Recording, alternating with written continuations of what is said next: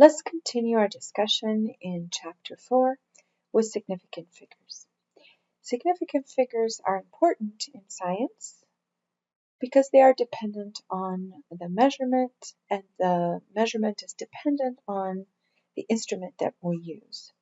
Some instruments are more precise than others, and therefore we will have more significant digits than an instrument that doesn't.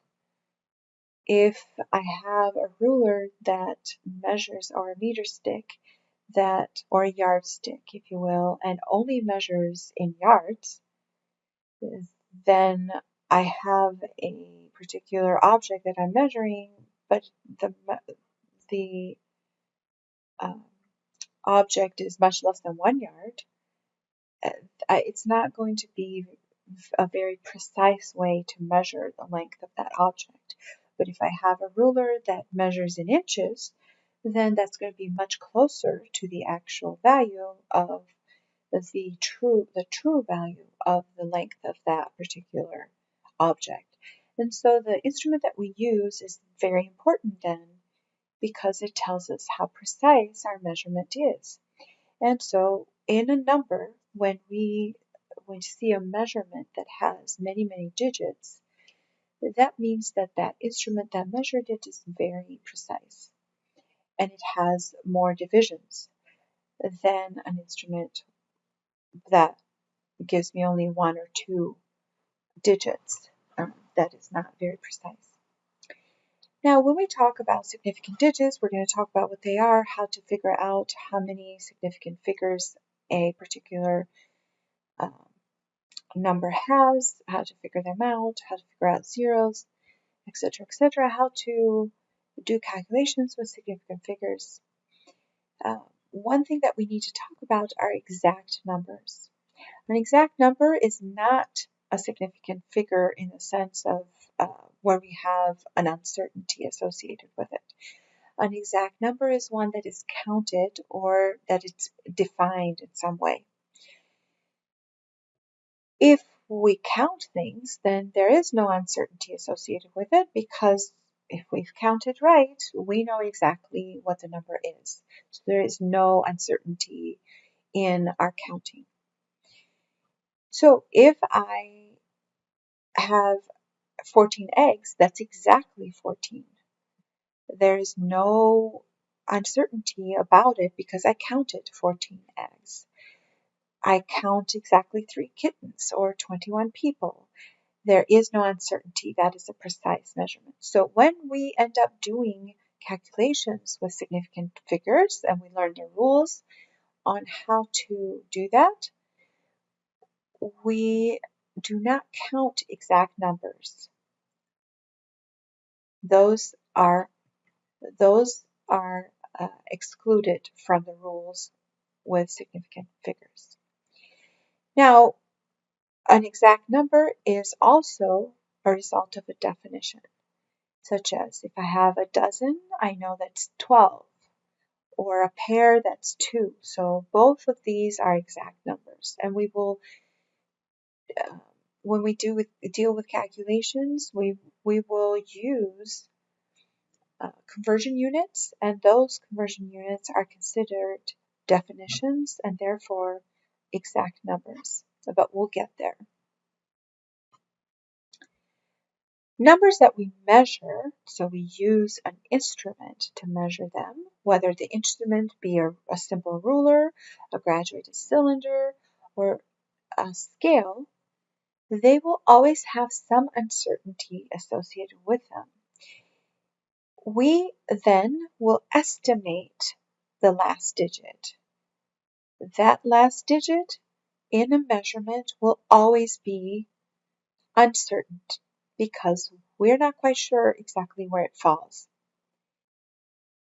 Now, here's an example. I have a phone that I'm measuring in centimeters. Well, what I know for sure is that this phone is larger than 16 centimeters, but it's smaller than 17 centimeters. I don't have another division here that falls exactly on this length of that phone. So I am going to have to estimate. I know that this phone is at least 16 centimeters. So then I am going to estimate that last digit. And it's between 0.3 or 0.4. It's not quite 0.5 yet. So I can call it 16.3. And that last digit, that 3, is then the uncertainty in my measurement. Now, if I had a ruler that had many more divisions, I could get closer to the true value of the length of this phone, and I would have extra digits, such as 16.35 or 16.38 or 16.382, depending on how many divisions I had. Obviously, when I'm looking at an instrument, the more divisions I have, the more precise the instrument is going to be, the more significant digits I am going to have. You cannot write the length of this phone measured by this ruler as 16.382 because that tells me that you could measure it at the micrometer, and this is not true. I can only measure to the 10th of basically one extra digit beyond my 16. So to the 10th, because my divisions are 1. So 16, I would take 16 and 17, that's my divisions. The difference between these two is 1, right? 17 minus 16 is 1. Then I would divide that by 10, and that would be the uncertainty in my measurement. So 1 divided by 10 is to the 10th.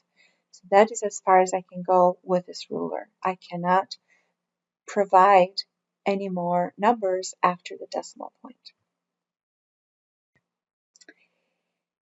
Now, as we mentioned earlier, significant digits give us the precision with which a number is known, and we will talk about several digits or several rules to figure out how many numbers are significant.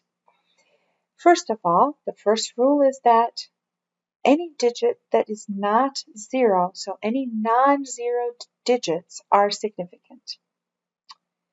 This is kind of an obvious rule. So I have 18,911. All of those are non-zero digits. They're all significant. 4.1, I have 2 significant digits here because they're non-zeros. 58.63, 4 significant digits because they're all non-zero digits. This is a simple rule. The other rules then deal with what to do with a 0 if I have a 0 in my measurement. So how do we assess zeros? There are 3 rules that we will use to determine whether a 0 is significant or not. If a 0 is a leading 0, it is never significant. These are called leading zeros because they come in front of non-zero digits. Right? 3 and a 6 are non-zero digits, but then I have a bunch of zeros in front of those two. These are called leading zeros, and they are not significant. So this number only has 2 significant digits. Remember, leading zeros, never significant. If a 0 is sandwiched between 2 non-zero numbers, it is always significant. So here I have a 9,005. I have a 9 at the front and a 5 at the back, and the 2 zeros are sandwiched in between these 2 non-zero numbers. So sandwiched zeros are significant because they're in between non-zero numbers.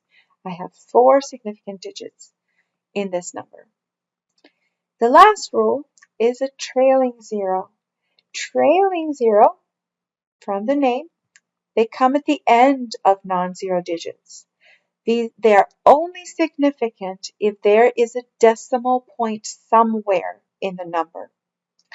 Here is an example, actually 2 examples. One that has a decimal point, one that doesn't have a decimal point written.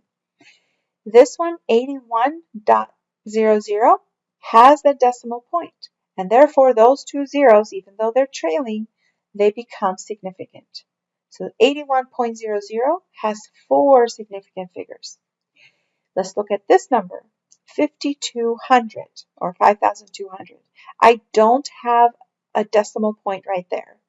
Therefore, these trailing zeros are not significant, and 5,200 in this case has only 2 significant figures.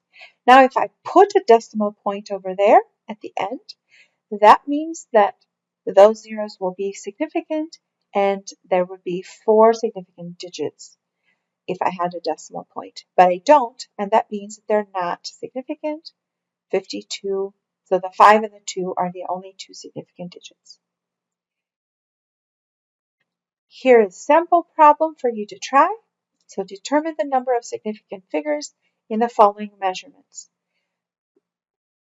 The rules that you need to follow are, do I have non-zero digits? Do I have leading zeros, sandwich zeros, or zeros that are trailing? I will give you some time to work on these.